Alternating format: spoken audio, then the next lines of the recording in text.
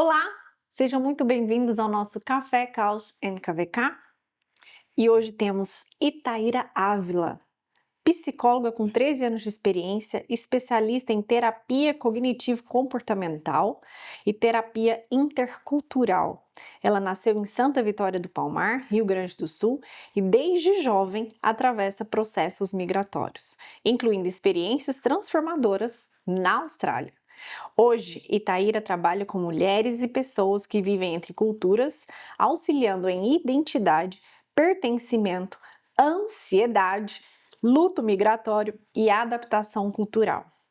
Bem-vinda, Obrigada, Itaíra. é um prazer estar aqui. Obrigada pelo convite mais uma vez, para a gente falar de um assunto tão importante que é a saúde mental da mulher, nesse ambiente intercultural, onde a gente trabalha ali com culturas e com diversidade, algo tão sensível e tão diferenciado, da terapia tradicional. Obrigada pelo espaço. Com certeza. Eu tô curiosíssima para deslanchar essa conversa nossa aqui, porque tem muita coisa que eu queria falar com vocês sobre essa questão que pega aqui para nós, na Holandinha, a, a imigração, né? Essa questão intercultural. Acho que a gente tem muito o que conversar aqui. Bom, você começou sua trajetória de mudança ainda no Brasil. No Brasil. Com 17 anos. Como foi essa experiência emocional e pessoal para você? Eu sou de uma cidade do interior, do Rio Grande do Sul, que é Santa Vitória do Palmar, que é divisa ali com o Chuí, então quase Uruguai, bem interior, e com pouca estrutura. Então, na época, não tinha faculdade, acho que tem agora uma EAD, mas não tinha faculdade na época, então para poder se aprofundar e ter, na época, uma profissão que tivesse um diploma, eu precisaria sair da minha cidade. A minha irmã ela já morava nessa cidade vizinha, que dá umas 3 horas da onde eu nasci. E aí eu acabei indo para essa cidade para estudar. Na verdade, na época eu não tinha muito esse conhecimento. Eu falei que eu queria fazer psicologia porque a minha madrinha é psicóloga. Então, e aí teve alguém que te motivou a ser psicóloga. E aí eu vi a minha madrinha sendo psicóloga, eu falei, interessante, mas eu não tinha ainda a maturidade, esse conhecimento, até porque é muito jovem, Então ali com 17 anos a gente tá querendo entender a vida. Até a gente não sabe quem a gente é com 17 anos. Isso. Aí, enfim, mudei para essa outra cidade, e comecei a estudar, a trabalhar, e sempre teve aquela questão, de ter uma oportunidade, porque o mundo ele é muito competitivo, então eu não queria viver naquela realidade que eu tava, porque eu não vim de uma família, abonada, então eu não queria viver naquela realidade, eu queria mais do que aquilo. E aí, para mim, meus pais sempre me orientaram que eu teria que estudar para ter mais. Ter mais. Mas é aquele negócio, o conhecimento transforma. Muito. Transforma, isso é verdade. Mas e durante a faculdade e início de carreira, você enfrentou desafios financeiros e emocionais, como todas nós. Como esses momentos moldaram a sua resiliência e a sua visão de mundo? Acho que é mais um na multidão, A grande maioria, não é fácil, acho, para ninguém. Poucas pessoas têm o privilégio, de poder fazer uma faculdade sem precisar trabalhar e ter condições, porque realmente desgasta muito mais, É muito desafiador. E eu fiz um ano de cursinho e, na época, a cidade que eu morava, ela só tinha psicologia na faculdade privada. E, obviamente, eu não tinha condições de pagar, mas eu fiz a minha matrícula. Bem-vinda ao clube! E eu fiz a minha matrícula, porque, minha mãe me ajudou ali na época na matrícula. E aí eu comecei a tentar uma vaga dentro da faculdade, porque eu sabia que dentro da faculdade tinha bolsa, que na época era de 80%. E aí eu pensei, é aqui a minha oportunidade. E isso eu já não estava mais morando com a minha irmã, eu morava sozinha. E aí então eu tinha que, nesse trabalho, eu tinha que pagar a faculdade, pagar as minhas despesas ali, Porque na época meus pais não conseguiam me ajudar muito. E estudar, trabalhar, foi bem desafiador, Eu não tinha a maturidade que eu tenho hoje, obviamente, Porque a gente vai se desenvolvendo ao longo do tempo. Eu teria feito muitas coisas diferentes, mas ao mesmo tempo, tudo isso agregou para minha bagagem para hoje, assim, para olhar para trás e falar assim, essa parte aqui não foi legal, mas eu consigo ressignificar. Sim. É, a resiliência, né, É. que a gente adquire. Bom, e mudando para outros países, como essas experiências interculturais impactaram sua identidade e percepção sobre relações e pertencimento? A gente fala muito disso, né, de Muito. pertencimento, por não estar no Muito. nosso país. Isso veio pra mim, eu sempre tive esse espírito, né? A minha mãe até brinca que eu nasci com a mochila nas costas. Dora Aventureira. Bem assim, bem Dora Aventureira. Eu sempre tive essa Eu tô super me identificando. vontade de Desbravar o mundo. desbravar. E eu acho que isso é um ponto, assim, que a minha mãe, ela sempre fala, né? Eu vou falar muito do meu pai e da minha mãe, porque, né, Não, eles sua são base, minha base sua ali, né? base. E ela sempre falava, eu criei vocês pro mundo, eu tô sempre aqui, eu vou estar dando suporte, porque vocês Que bacana. quiserem, precisarem.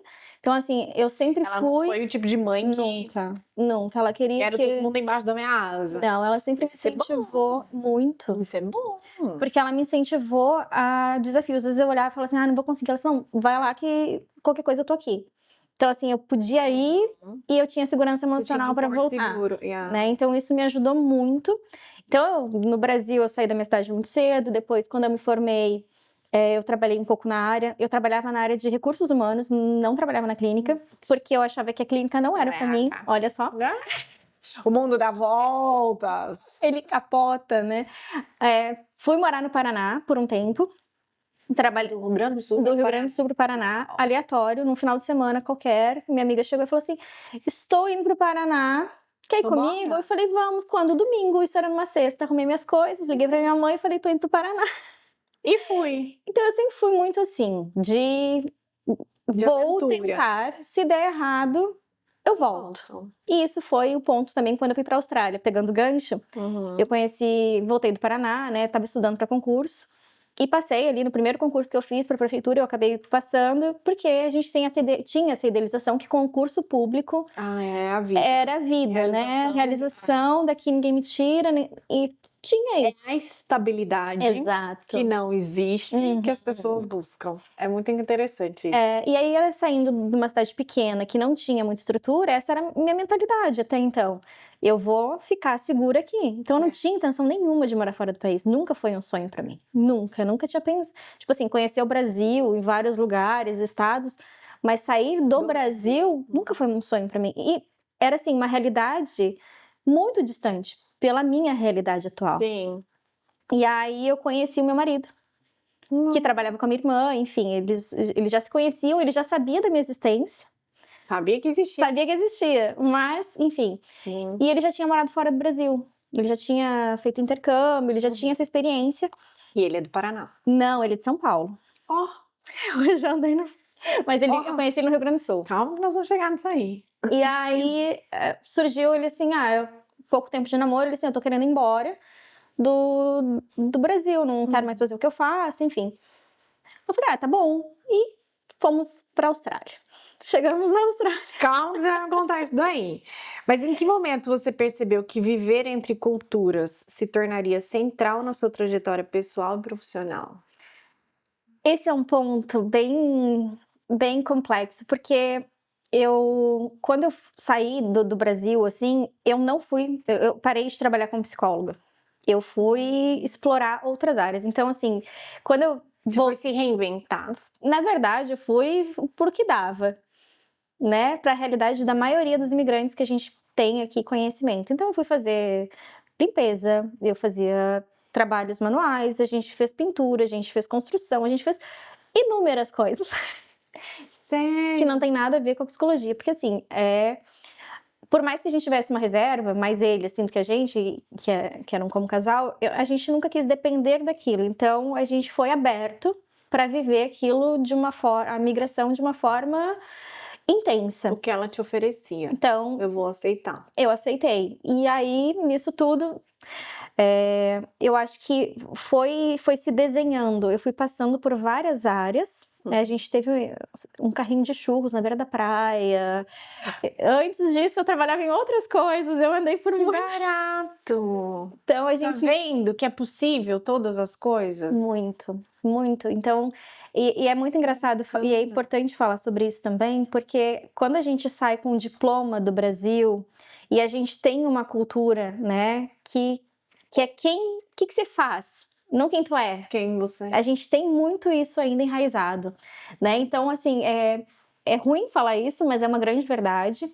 Então, quando tu sai do teu país, né, que tu tá ali, eu não sou ninguém. Eu sou mais um na multidão. Essa é a verdade. Não é nem que eu não sou ninguém, mas eu sou mais um na multidão, né? Eu sou igual a qualquer outra pessoa que tá aqui. E não tem essa hierarquia que nem tem no Brasil. É orgulhoso. Demais. É um ego elevado. E aí, eu precisei me despir disso. Então, eu não fui como uma psicóloga. Eu fui como uma pessoa que queria Cidadã. viver o que a vida tem para oferecer. E eu fui muito aberta. Então, eu escutava muito. Tem pessoas que me ligavam e falavam assim, você é uma psicóloga, você tá limpando o banheiro. E eu falei assim, pô, mas paga 35 a hora. Senhores, como eu me identifico com essas conversas, como esse podcast me faz, assim, dizer, você está no lugar certo. Olha isso, a história dessa mulher. E aí, nisso tudo, né, faxina, aquela coisa toda, meu esposo já estava ali, ele foi estudando, isso é uma outra realidade, né, geralmente quando a gente, dependendo do visto, o partner pode trabalhar e o outro estuda. E a gente foi nessa realidade, como o inglês dele era muito melhor que o meu, porque eu fui zero inglês. Um outro ponto aqui bem importante. Como muitos de nós chegamos aqui também, zero inglês, o partner tá trabalhando e a gente tá se virando. E aí, a gente trabalhava, ele me ajudava nas faxinas. Quando ele não tinha aula, ele ia pra faxina comigo. Então, eu fazia as limpezas e ele fazia a parte de aspirador, de passar um mop e tudo mais. Ele fazia a limpeza comigo. Então, a gente foi muito parceiro. Então, acho que isso também ajudou muito, porque a gente... Zero orgulho. Zero. Nenhum dos dois. Zero orgulho. O que tem pra fazer? Que barato. E aí, surgiu o churros no meio do caminho. A gente comprou o churros. No meio do caminho, um carrinho de churros. Ai, que delícia. A gente comprou uma barraca de churros de um brasileiro. Que massa. E aí, nisso, a gente começou a empreender. Meu marido trabalhava já na área dele, que era a área de engenharia. E eu trabalhava no carrinho de churros. Uma psicóloga e um engenheiro vendendo churros. Maravilhoso. Lição de vida, Brasil. Lição de vida. Maravilhoso. O trabalho não mata, ele dignifica. E aí, nisso tudo, eu não trabalhando com a psicologia, né? Mas tinha ali o contato, né? A gente tinha ali funcionários, então tinha toda uma logística. A gente saiu de uma barraquinha de churros para um trailer, a gente realmente conseguiu progredir. A gente estava no segundo trailer já. E todo mundo falava, por que vocês não criam uma loja, né? Aquela coisa toda. Matriz e filial do churro. Maravilhoso. Só que... Onde? Na Austrália. Ah, tá. Eu morei 8 anos na Austrália. A gente ficou 8 anos lá. Então, todo esse processo, né? Isso já foi... Durante uns 5 anos, mais ou menos, a gente teve o churros. Passou pela pandemia, tudo isso. Só que eu tinha essa coisa com a psicologia muito forte. E eu sempre falava, poxa, eu gosto tanto da minha profissão, eu gosto tanto de trabalhar com pessoas. E aí começou a se desenrolar da gente sair da Austrália. A gente decidiu sair da Austrália, né, para fazer a cidadania italiana, para minha filha ficar mais próxima dos meus pais, né? A Austrália acaba sendo muito longe, muito caro para eles estarem visitando. E aí eu volto para psicologia, porque aí eu conversando com uma colega de faculdade, e ela fez um processo de sair do RH e voltar para a clínica, e ela super me incentivou. Então, assim, a Vanessa foi uma pessoa que me incentivou demais. Ela, eita, vai. Porque eu tinha medo, porque eu tava insegura, muito tempo fora. Já era insegurança. Muito tempo fora desse ambiente. E aí eu falei, não, eu realmente quero voltar, mas eu sempre fui muito, eu acho que responsável. Eu acho que também eu criei muita responsabilidade ao longo do meu processo de migrar. Eu falei, eu vou voltar, mas eu preciso voltar sabendo do que eu tô fazendo. Então, antes de voltar a atender, eu fui estudar. Então, todo esse processo de transição da Austrália para a Itália, porque a gente passou por 4 países nisso tudo, né? Eu comecei a estudar, então eu fui fazer uma especialização, eu comecei a tomar o conhecimento de volta, né? Refrescar ali os pontos. O que a gente estudava. E aí eu pensei, poxa... eu gosto de várias áreas, né, da psicologia, mas a parte intercultural, que até então eu não entendia como psicologia intercultural, porque não é tão... Agora tá sendo muito mais falada, mas ela não era tão falada, né? Eu falei, eu vou pra essa área. Só que até então eu sabia o que eu queria, eu entendia, mas eu não tinha ainda o conhecimento da terapia intercultural. A terapia, a teoria. A teoria, né? Você tinha a prática. Eu tinha prática, exatamente. Mas eu não tinha teoria. Então eu fui fazer, eu me especializei na TCC, né? Na terapia cognitivo-comportamental, na Universidade de Portugal. Olha que legal. Aí eu fui pro Brasil, fiz 2 especializações lá também, em neuro. E aí eu fui fazer especialização em terapia intercultural, por último agora. E aí sim eu falei, não, agora eu tô... Agora você tá realizada. Agora eu tô... Agora você se achou. Eu falei, não, agora chega de curso, né? Eu falei, eu já fiz bastante curso, agora... Aplicar. Entendi. Então, você combina a terapia cognitivo-comportamental com terapia intercultural. Como essas abordagens se complementam no processo terapêutico? Então, a terapia cognitivo-comportamental é o aqui e agora, né, que a gente fala. Então, a gente olha pro teu passado, mas a gente foca mais no presente. Então, é o comportamento... Tem que tratar o passado? Não pode deixar pra lá o negócio? Pode, ele vai aparecer uma hora. Ah, vai surgir. Na maioria das vezes, quando a gente, né, assim, numa boa parte, aparece, né? Porque eu falo que a gente nasce com a mochilinha vazia. E ao longo da nossa vida, a gente vai colocando pesos nessa mochila que não são nossos, que são impostos. Então, assim, a gente tem as nossas relações ali com os parentes, com as famílias, com os amigos, a sociedade. Então, tudo isso vai indo para nossa mochila. E quando a gente se percebe, a gente está carregando muitas questões que não são nossas, que não tem a ver com quem a gente é, né? Então, é importante olhar para o passado muito por causa disso também, além das relações, né? Que relações de relacionamento com o esposo, com a esposa, tem muitos reflexos. A gente acaba repetindo muitos comportamentos reforçados na infância, né? É verdade. Isso é fato. Eu vivenciei algumas coisas disso. Mesmo sendo um casamento binacional, a gente pode falar assim? Existe essa palavra, né? Esse binacional. É um casamento intercultural. Então a gente repete padrões. Repete padrões de comportamento. Mas tem como quebrar esses padrões? Com essas abordagens que você... Tem. Eu trabalho com a terapia cognitivo-comportamental, é a terapia que é uma abordagem, né, na psicologia que tem mais comprovação científica. Então é uma terapia mais... as ferramentas elas são mais comprovadas na eficácia, na eficiência. Então eu uso essa abordagem, essas ferramentas, né, junto com a intercultural, que olha a cultura que aquela pessoa está inserida, né, aquele conflito identitário, né, aquele conflito de culturas. Então eu alio as duas para a gente trazer ali a regulação emocional, para a gente montar um plano de ação para o paciente, né, para onde que a gente vai olhar agora, né, o que a gente precisa organizar, reorganizar, como é que essa pessoa está se enxergando, né, o que é real aqui, o que é da transição. Então a gente olha todos esses aspectos e usa muitas ferramentas da comportamental para poder fazer esse trabalho de regulação emocional. Então, quando eu falo com meus pacientes, parece que a gente está só conversando, e sempre vai parecer.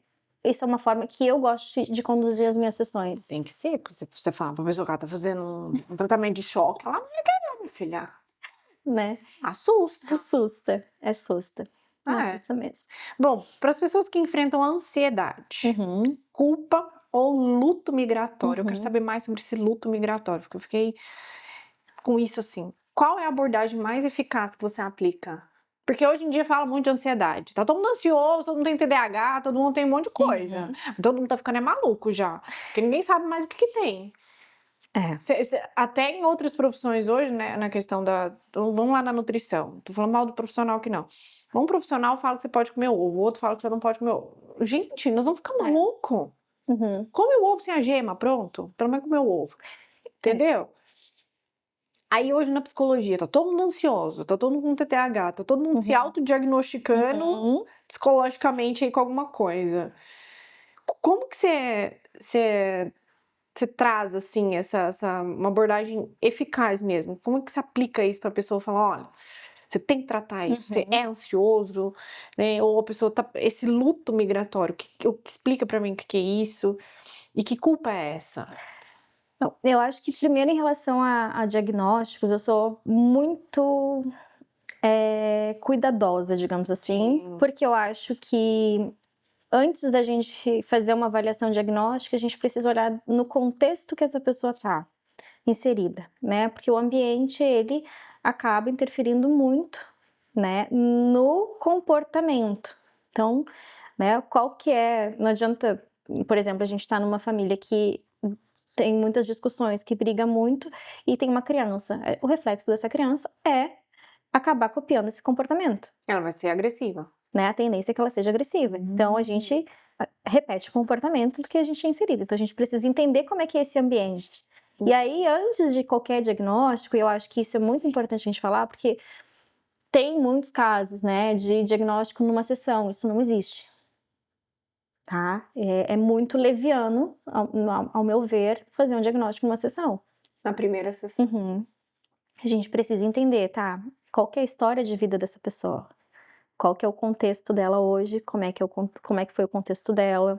Quais as questões, né? E aí sim, aí tem uma bateria de exames para ser feito. Eu, particularmente, eu gosto que a pessoa vá num neuro, né? Dependendo da situação, para ter uma segunda opinião, né? Precisa fazer exames, tipo, de carga genética, essas coisas? É interessante, eu acho que depende da situação. Eu acho que depende da situação, né? É importante ter um acompanhamento diferenciado para cada situação. Né? Quanto à ansiedade, a gente está num momento, né, do maior índice de pessoas com ansiedade e depressão. Então, é muito sério. É absurdamente sério. E esse... Muito, né? Muito. Não só disso, mas de suicídio. Você acha que foi por causa do corona? Eu acho que tem relação pelo... Isso é porque, tipo, chegou o momento, a conta chegou. Eu acho que é um pouco dos dois. Eu acho que o Covid, né, acabou tendo ali uma parcela onde as pessoas se isolaram muito e desaprenderam A socializar. a socializar. Né? Então, acho que teve um pouco disso. A gente está cada vez mais individualista. Você acha que as redes sociais atrapalham? Muito, muito. Isolam as pessoas? Isolam as pessoas. Inclusive, tem alguns estudos, né, que já trazem que, principalmente para os adolescentes, eles medirem quando as pessoas gostam ou não deles é o tanto de curtida que eles têm, o quantas pessoas eles têm no seu Instagram. Isso é muito sério.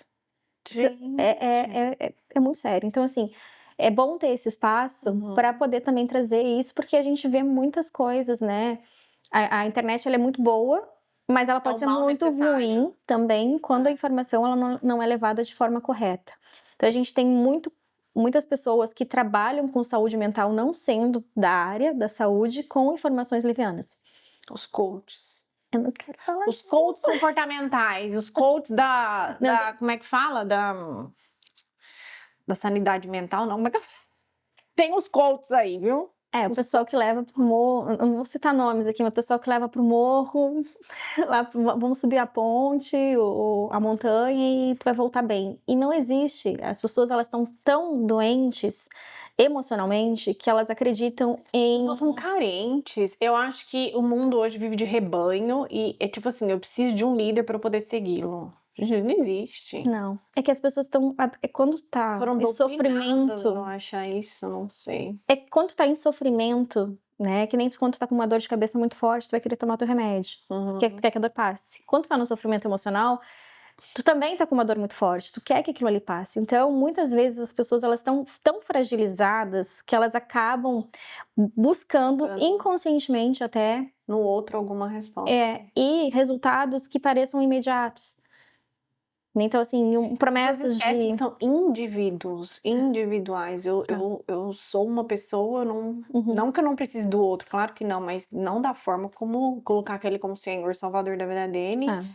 Vai tirar a culpa, vai tirar a ansiedade, vai tirar a depressão. Não, acho que é estranho. Isso é um ponto, porque a ansiedade, ela faz parte, a tristeza, a ansiedade, ela faz parte dos nossos sentimentos. E a gente geralmente quer tirar eles, em vez de aprender a conviver com eles. Lidar com eles. Né? Então, assim, é importante a gente entender como que eu lido com as emoções. Não tirar isso de mim, porque isso não vai sair. A ansiedade, ela vai aparecer, hora ou outra. O medo, ele vai aparecer hora ou outra. É porque a ansiedade não é o excesso de futuro, que a gente tá sempre pensando Excesso de amanhã, futuro, sempre amanhã. mas ele tá ali, se tu não sabe lidar, ela vai cada vez vai se intensificando, né? Então, ela vai estar presente. Tipo assim, eu tenho uma prova amanhã e eu vou ficar com aquilo ali 24 horas na cabeça, aquilo vai me consumir. Mas eu tenho que aprender a lidar que, ok, eu tenho uma prova amanhã, eu estudei e tá tudo certo. Manter a calma. Porque as pessoas alimentam. Né? Porque é uma defesa também. A gente acha que muitas vezes falam que o cérebro está sabotando. Na verdade, ele está nos defendendo. Né? Para ele é um mecanismo de defesa. É como se a gente estivesse se defendendo. Então vai criando situações. Entendi. E potencializando a ansiedade. Como que é essa questão do luto migratório?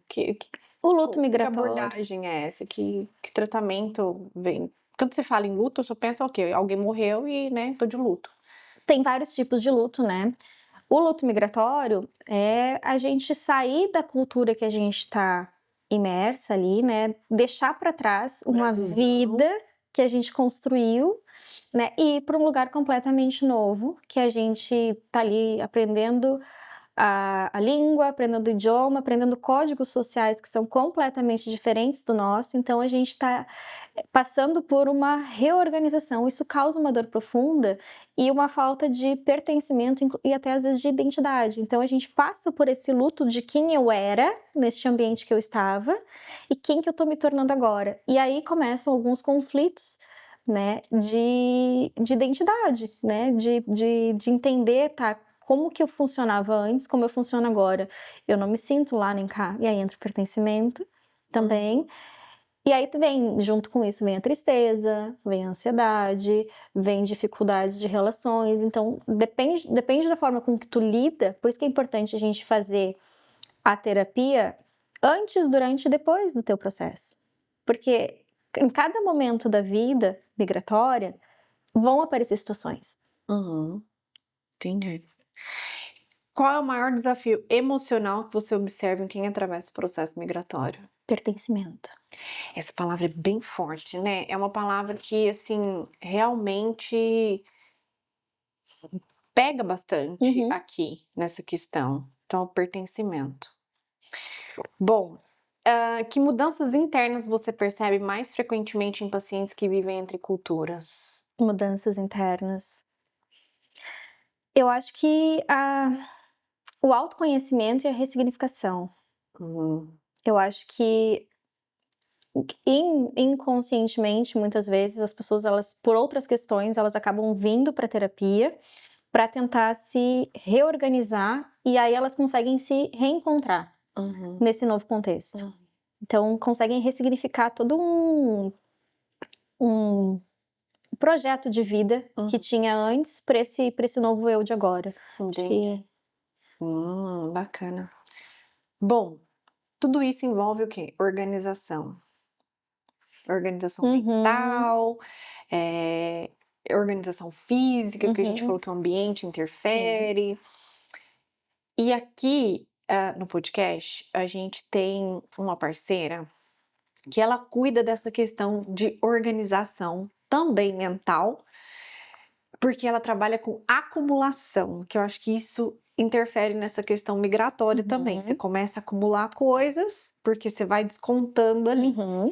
E a Elza, nossa personal organizer, ela trabalha nessa área de organização da sua casa e de outros fatores, que ela tem em paralelo um trabalho junto com a prefeitura aqui da Holanda e com assistentes sociais e o médico da família, junto com terapeutas.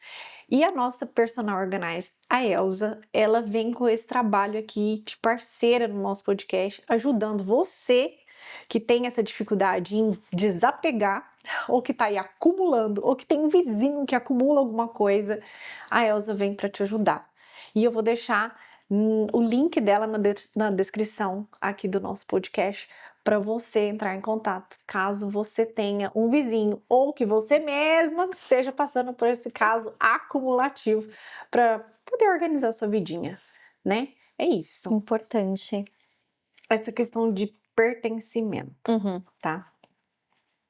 Fala-se muito em pertencimento quando você imigra, quando você é expatriado. É uma palavra que tá ficando para mim já como um clichê, como é que eles têm uma palavra certa? Igual o tal do empoderamento. Uhum. Meu pai. Pertencimento. Ok. Você tem alguma estratégia que você recomenda, né, durante os seus atendimentos, para criar esse pertencimento emocional em um novo país ou contexto cultural? Eu acho que relações, né, a gente, por mais que a gente seja, né, tenha a nossa parte individual, a gente também tem a parte de socialização. Então, é importante, né, socializar, imergir na cultura. Claro que dentro dos teus limites, dentro dos teus gostos, né, a gente não pode se forçar a estar em situações ou lugares que a gente, daqui a pouco, realmente não se encaixa, mas ter essa curiosidade, né, de entender essa cultura também, porque a gente vem de uma cultura completamente diferente, né? Então, assim, os códigos sociais são diferentes. Então, a gente é muito mais afetuoso, por exemplo. A gente enrola muito mais para dizer um não. A gente explica antes de falar um não. E na maioria dos países é não e não tem justificativa. Não é também resposta. E tá tudo Então, certo. são várias questões que a gente precisa ir se aprofundando, tendo uma curiosidade para também se sentir pertencente naquele país. Então, buscar hobbies, buscar parte cultural, né, entender a cultura daquele país, como é que funciona. Isso é muito importante, até antes de tu mudar, né, antes de escolher o país, procurar saber como é que funciona, porque tem muitos casos de pessoas que vão para um país e falam, mas eu não sabia que era assim. Eu falei, tá. Por isso Você é não procura informação, importante tu ter um né? planejamento antes de migrar, né? Para entender também se as tuas características condizem com aquele lugar, Tem isso. né? Bacana. Porque tem vezes que não se encaixa Aham. pelos teus códigos sociais ali, tua forma de ver a vida é completamente diferente daquele país. Vai te oferecer. Então, assim, não tem o que tu faça. Muitas vezes tu não vai te encaixar. Tu não vai te sentir pertencente, tu não vai te sentir encaixado naquele lugar. Porque é muita diferença da forma com que tu vê a vida. E tem gente que não quer se adaptar. A integração, ela é importante. Mas você não tem que fazer, mas é bom que faça. É bom que faça. Mas tu pode te integrar não só, né, com pessoas. Tu pode te integrar fazendo atividades mesmo que sozinho, né? Então, escolher um hobby ali que faça sentido pra ti, que tu possa estar, né, vivenciando, experimentando na comida também, experimentar a comida do país, porque... Sim, a comida também é cultura. E a gente tem muito, né, de trazer, né, na época que eu morei na Austrália, o pessoal trazia muita comida, né, várias coisas ali, vários itens que não tinha lá. E a partir do momento que tu vive em outro país, é importante que tu consiga também sobreviver com o que tem naquele país. Sim. Né? Você não vai ter um arroz e feijão todo dia, né? Mas é adaptação. É adaptação. Adaptação ao meio. Você tem que se esforçar. Eu acho que a gente não pode forçar a trazer a nossa cultura para o outro país. Perfeito. E a gente tem que fazer um esforço para nos adaptarmos onde a gente está. Eu vou muito por essa linha, né?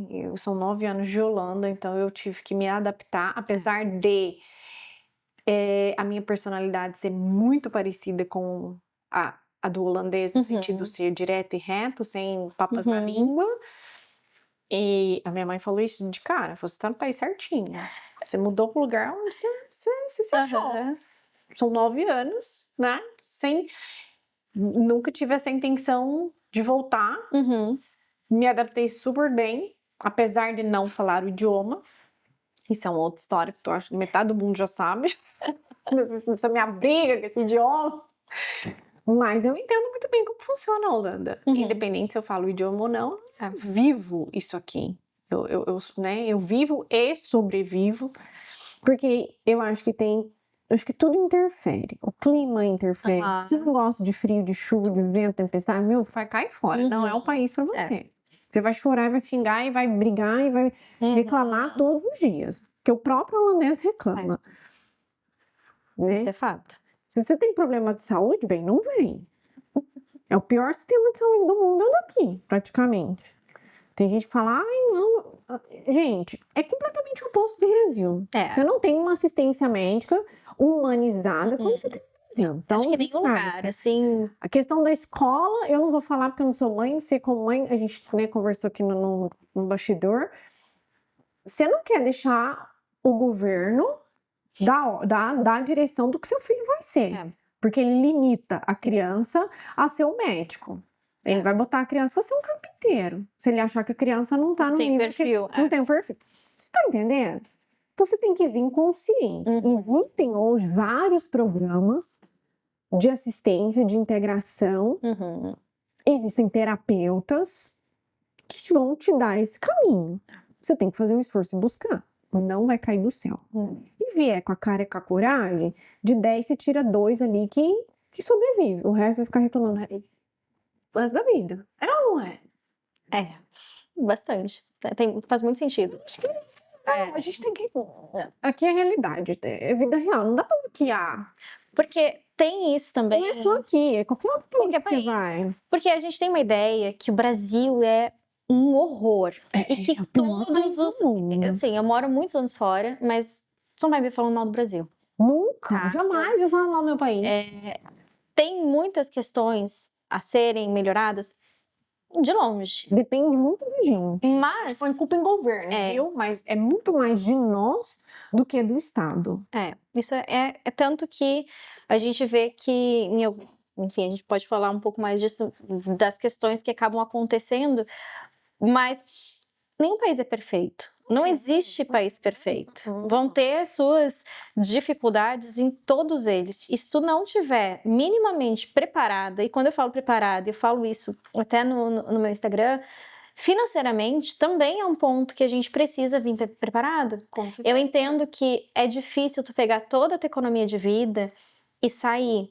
Eu entendo que é muito difícil, né? Mas minimamente.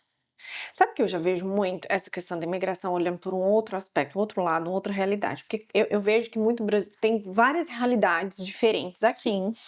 Tem muito brasileiro que tem dificuldade financeira em casa e acha que o sonho americano, vamos colocar americano, porque né, essa foi a primeira coisa que surgiu no Brasil.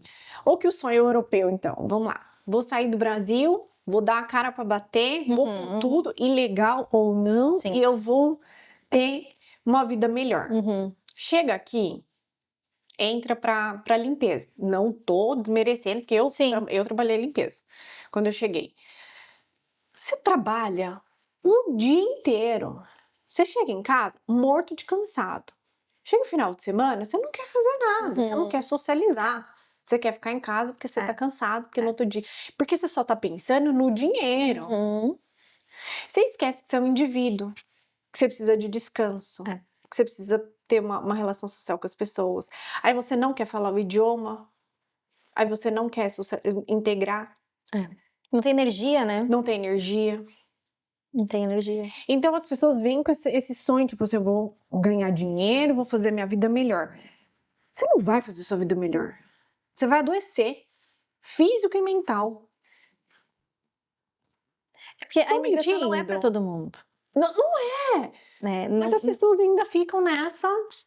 E a gente percebe isso quando tem aquela dificuldade de voltar pro Brasil. Como se fosse algo assim, deu errado. E não deu errado. Quando tu tiver que voltar, deu certo. Até onde tinha que dar. Até onde tinha que dar. É que nem relacionamento terminou, não deu errado. Não deu. Até aquele momento deu certo. Justamente. Então, assim, não deveria ser visto como um fracasso, né? Deveria ser como algo natural, a gente... É uma fase da minha vida. Exatamente. E fases acabam. Exatamente. Fases mudam, né? É igual a fase da lua. É isso. Bom, como as experiências interculturais podem fortalecer ou desafiar a confiança e autonomia pessoal? Eu acho que a gente entra muito no autoconhecimento, né? Isso é interessante, eu gosto. Porque eu acho que quando, né, eu falo acho, mas, né, com base no que eu vejo, que eu estudo, o autoconhecimento, né, e quando tu migra... Só um parênteses. A Ita, ela tem propriedade de fala porque ela tem a teoria e a prática, tá? No processo migratório, do processo intercultural. Então, é por aí. Segue. Então, a gente tem ali, quando a gente sai do Brasil, né, da nossa zona de conforto, que nem sempre é confortável, mas a gente sabe como funciona. Quando a gente muda, a gente precisa desenvolver habilidades que muitas vezes, inclusive em terapia, chega muita pessoa nem sabe que ela tem aquelas habilidades. Né? Ela nem sabe que ela consegue ter resoluções de problemas, ter a facilidade de resolver problemas. Então, assim, tu consegue criar muito mais alternativas e caminhos quando tu sai e te vê nesse novo contexto. Entendi. Respondi? Entendi. Respondeu, claro que respondeu. Claro que respondeu, né? E sim, para fortalecer ou desafiar a confiança e a autonomia pessoal, isso, não tem o que dizer. É porque é o olhar também, né? A forma, e acho que aí entra importante também falar que é a forma com que a pessoa se enxerga. Porque quando tu tá no teu país, cercado do que tu já conhece, das pessoas que tu conhece, né? Tu tá ali naquele trabalho, né? Tu vai naquele restaurante. Seu habitat natural. Então, quando tu sai, tu fala assim, opa! Desestabiliza. Ninguém te conhece, ninguém tá nem aí pra você. No sentido, tipo assim, Mais um da sua vida. Eu tava pensando muito nisso e falo, meu, aqui, se você andar de pijama na rua, ninguém tá nem aí. Não. Se você, sabe? Nada. Você é uma pessoa. Ninguém liga. Ninguém liga. E quando você vai sentar e conversar com um local, um holandês, ele não te pergunta o que você faz. Nunca. Você não é um profissional, você é uma pessoa. Ele te trata como a pessoa, né? Apesar de eles serem bastante curiosos, de perguntar a sua questão financeira, que é uma coisa que eles perguntam muito, que isso para mim é horroroso, mas é cultural deles, que é uma coisa que a gente já não pergunta.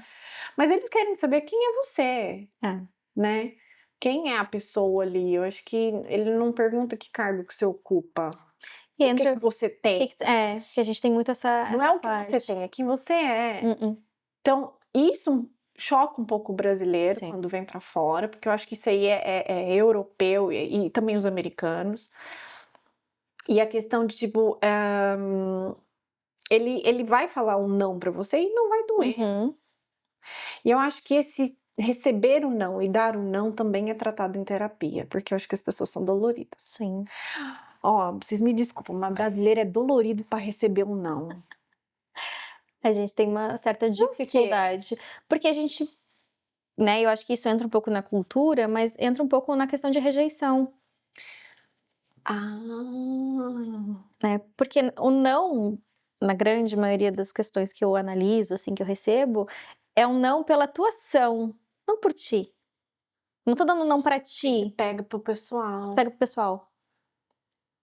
Então, isso inclui o autoconhecimento, né? Porque eu consigo fazer essa separação também de... Não sou eu. Não sou o alecrim dourado que nasceu no mato ali. Não é pra mim. É pela situação que eu estou levando o não. E aí, mais ferramentas tu vai criando pra te desenvolver nessa sociedade. Entendi. Meu marido fala, não é resposta. Não é uma resposta. Não E tá precisa tudo justificar. Você quer comer? Não. Então tá bom. Ah, mas por que você não quer comer? Não, mas que não sei o quê. Entende? Come mais um pouquinho. Não, mas come mais um pouquinho. Mas se você não comer, né? Você tem que dar uma satisfação porque você não quer comer. Eu não quero comer, pronto, acabou. E tá tudo certo. Não tem...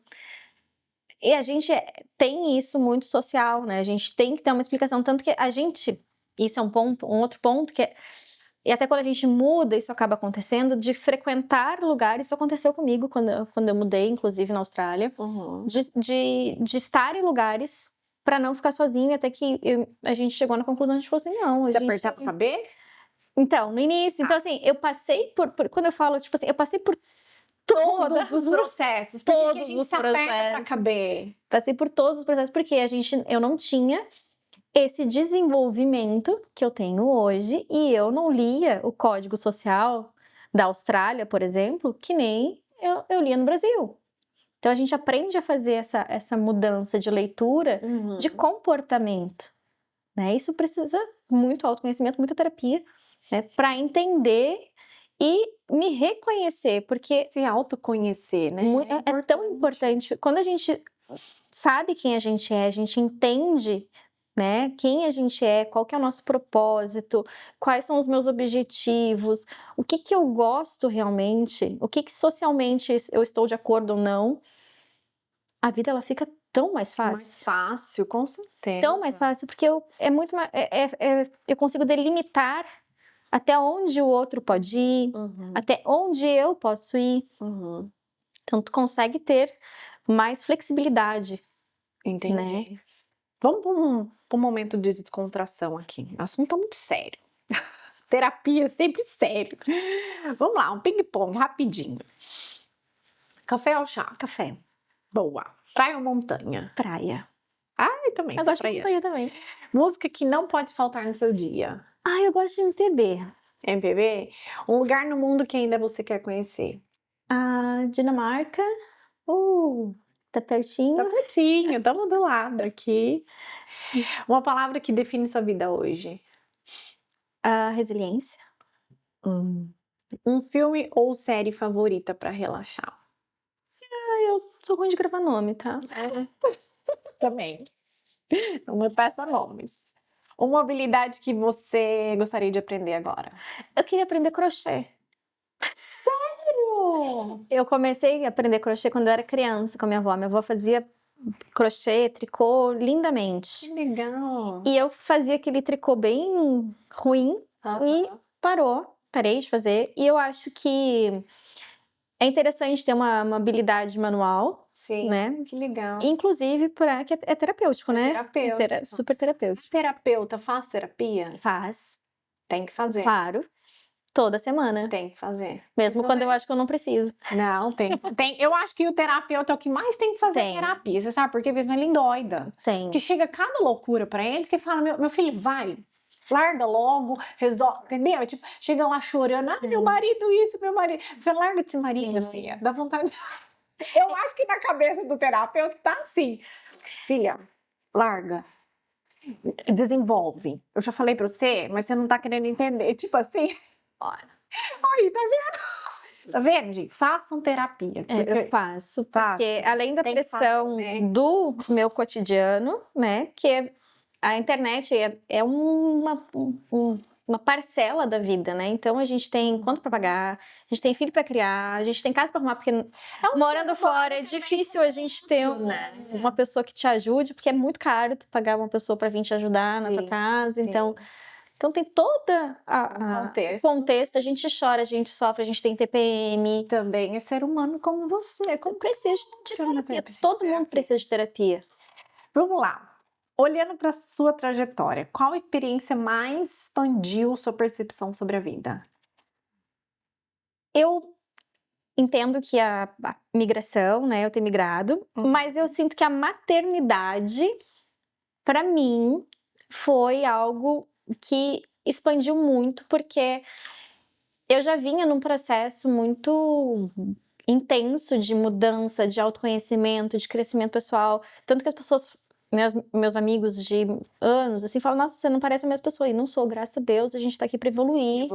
Que bom que a gente pode olhar pra trás e falar assim, não sou mesmo, eu não tinha maturidade, eu não tinha o leque de conhecimento que eu tenho hoje, né, tanto emocional como estrutural, enfim. E a maternidade, pra mim, foi algo que eu nunca quis ser mãe, né? Eu acho que eu nunca quis ser mãe, não era um sonho de vida, mas quando eu casei, a gente estava bem estruturado, a gente decidiu ter a minha filha, então a gente, né, planejou ela e mudou muito, porque é um ser que depende de ti e aí tu começa a olhar o mundo, eu acho que... Você faz experimentos terapêuticos nela?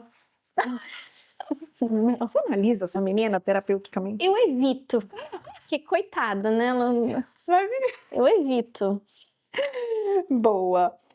E que conselho você daria para quem tem medo de se reinventar ou atravessar novos territórios físicos ou emocionais? O não tu já tem. Boa. O não tu já tem. Amo isso. Não, tu já tem. E eu vou dar até um exemplo. Quando eu resolvi, né, migrar para a Austrália, eu conheci há pouco tempo meu marido. E era assim, você é maluca? Você vai para outro país, né? Não sei o quê. Eu falei assim, se der errado, deu errado num outro continente. Né? Eu tive uma experiência que eu nunca teria na minha vida. Ou não, eu já tenho. Sim. Eu tô indo atrás do meu sim. Sim, com certeza. Como você define a relação entre autoconhecimento e pertencimento em contextos interculturais? Eu acho que eles estão extremamente interligados, né? Porque quando a gente busca muito fora o pertencimento, né? E a gente precisa se autoconhecer e entender que quando tu não te sente pertencente de ti, nenhum lugar vai ficar bom. É. Nenhum lugar vai ser bom. Não é o lugar, é você, né? Não é o lugar. É você. Então, assim, claro que tem contextos ali que vão influenciar, que vão, né, interferir, mas quando tu tá bem contigo, né, tu tem as tuas ferramentas ali, que nem eu falei, tu conhece, tu escolheu um lugar que tu gosta, obviamente, eu não gosto de neve e eu vou morar na Noruega. Noruega, é. Ali tem neve, tem que ter. Né, então, Frio. frio. Não, vamos, né, coloca o teu contexto junto com o autoconhecimento ali. Então, quando tu te reconhece, tu consegue estar pertencente de ti. Entendi. Bom, então, nossa conversa hoje nos lembrou que mudanças, deslocamentos e desafios são oportunidades para crescimento, autoconhecimento e conexão com o próprio eu. Muito obrigada por compartilhar sua história, experiência e sabedoria.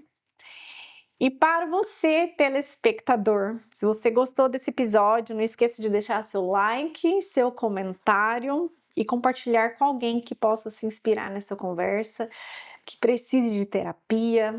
Estamos aqui com a Ita, que pode te ajudar a pertencer ao lugar onde você está e também a se preparar para ir para um outro lugar, caso você esteja planejando tudo isso. Bom, para quem quiser acompanhar o seu trabalho, as suas terapias, os seus conteúdos, onde eles podem te encontrar? Eu estou atualmente só no Instagram, é itairadeavila.pc. Em breve estaremos com o site, mas por enquanto maravilhoso! Estamos trabalhando nisso. Maravilhoso! Estou esperando a boa vontade do meu marido. Ah, tá dependendo aí do maridão, mas tá tudo bem. Bom, vou deixar com vocês uma mensagem da Ita, uma mensagem final. Para você que está nos ouvindo no Spotify, para você que está nos assistindo aqui no YouTube, e uma mensagem marcante para todos. Queria agradecer a oportunidade, o espaço e dizer que, por mais difícil que pareça, né, ou que seja atingir algum sonho, algum objetivo, não desista. Eu saí de uma cidade super pequenininha, com chance muito pequena, né, de alcançar o mundo, e hoje, né, eu cheguei aqui, tô no meu 4º país, me desenvolvi, né, construí uma base, né, uma família, uma base, um crescimento. Então, assim, por mais que seja difícil, não desista dos teus sonhos. Tu é a única pessoa que pode dizer não pra ti é tu mesma. Ninguém mais vai fechar a porta além de ti. Que a gente fecha as portas pros nossos sonhos, pros nossos objetivos. É verdade. Ninguém mais, né? Então, a gente tem um poder que muitas vezes a gente desconhece. Desistir não é o caminho. Desistir não é o caminho. E faça terapia, autoconhecimento, né? Se afaste de pessoas tóxicas, de relações ruins. O ambiente nos muda, né? É isso. Viver entre cultura é aprender a se ouvir, se acolher e se reinventar. Cada passo fora do conhecido é um passo para se encontrar. Foi um episódio incrível. Muito obrigada, Ita. E obrigada a todos que nos ouviram no nosso Café Caos NKVK. Até o próximo episódio. Obrigada. Se inscreva no canal, deixe seu like e deixe um comentário. Vai lá. Obrigada. Tchau, tchau. Tchau, até o próximo.